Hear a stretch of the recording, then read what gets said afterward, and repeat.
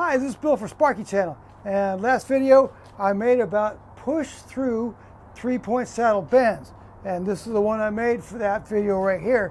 And the thing about this, the thing I mentioned in the video, is the thing that I really like about the push through style of 3-point saddle bends is that you can start fairly close to the middle of your obstacle. For instance, I started 18 inches from the middle of this obstacle right here, and I easily made a 3-point saddle bend, even though I was pretty close over here. I was 24 inches away over here.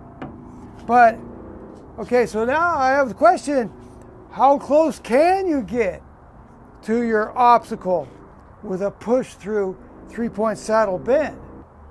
It really depends what size bends we're talking about. This one's 22, 45, 22 with a 3-inch obstacle.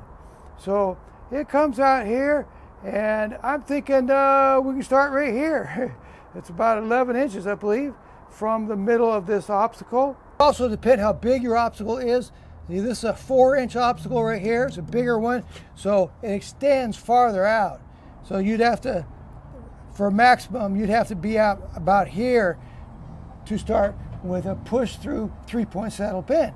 And here's a 30, 60, 30 3-point saddle bend. And you see that takes less room, so you can start sooner. So the distance you can start away from an obstacle with a push through 3-point saddle bend depends on what angles you're using and how big your obstacle is. So let's say that we would like to run Conduit from here, come over here, jump over this obstacle with a 3-point saddle bend, and go over to here. Now, this is extremely close to the 3-point saddle bend. So this is kind of a little challenge for me, and see if I can do it. And let's measure it up. Here's the middle of the obstacle, and we're going to go to right about here in the fitting. So put it right there. And it's about 11 inches to the middle of the obstacle. So we'll go ahead and write this down. 11 inches. And we got a 3-inch obstacle. Okay, so that's where we are so far. It's always a good idea to write these numbers down someplace. If the wall is going to be getting covered up anyway, just write it on the back of the drywall or plywood or something.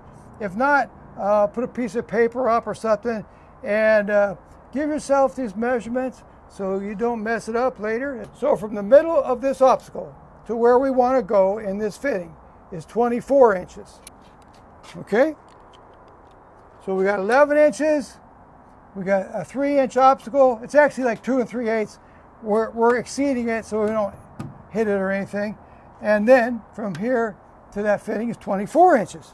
So here I have written 3-point saddle, 22.5, 45, 22.5. The shrink is 3/16 inch per inch of obstruction. So we have 3 inches of obstruction, so that is 9/16 of an inch. Our outer marks with a 3-inch obstruction, it's going to be 7.5 inches on each side of the middle mark. 3 times 2.5 is 7.5. So I've made a mark right here in the middle. It's our middle mark. It is 11 9/16 inches, and then I've made outer marks on both sides. 7.5, one of them 7.5 inches this way, and one 7.5 inches this way. So we're ready to go. Okay, so our first mark will be put on the star. There's a star right there. There's our first mark, and see how short this is? That's amazing. So anyway, that's the point of the video, to see how close to the obstacle we can actually start this 3-point bend with this push-through method. I'm going to put my foot on the handle of the bender for safety, and we're going to go here to 22 degrees. All right, and we're going to push it through, and we're going to go to the notch this time, and we're going to get this nice and straight. I can't tell you how important it is, especially when you're doing it with such a short piece of conduit in front of you. It's harder to line up to make sure you're not getting a dog leg. If it's longer, it's easier to line up. So anyway, just take your time and get it right. Okay, so we're on the notch, and this time we're going to go to 45 degrees.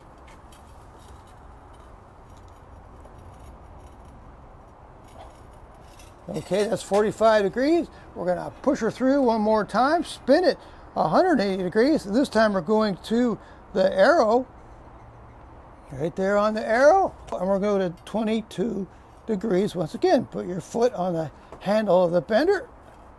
And there we go, 22. This bend is close but no cigar. And notice the right-hand side is a little lower than the left-hand side. So I'm going to need to adjust this one.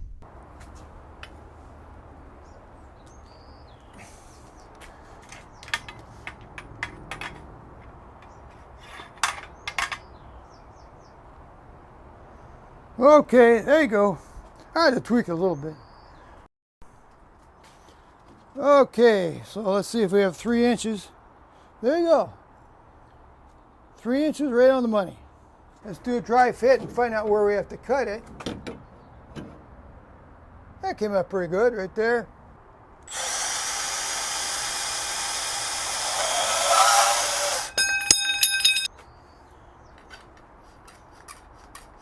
Move it out. Okay, let's see how this came out.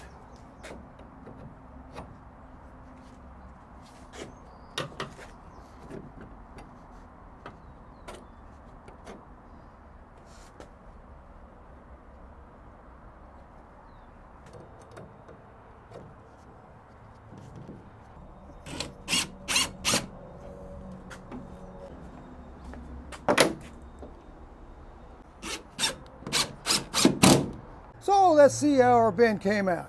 So we started really close to the obstacle, which was the point of the video, and about 4 inches from the obstacle we made our first bend.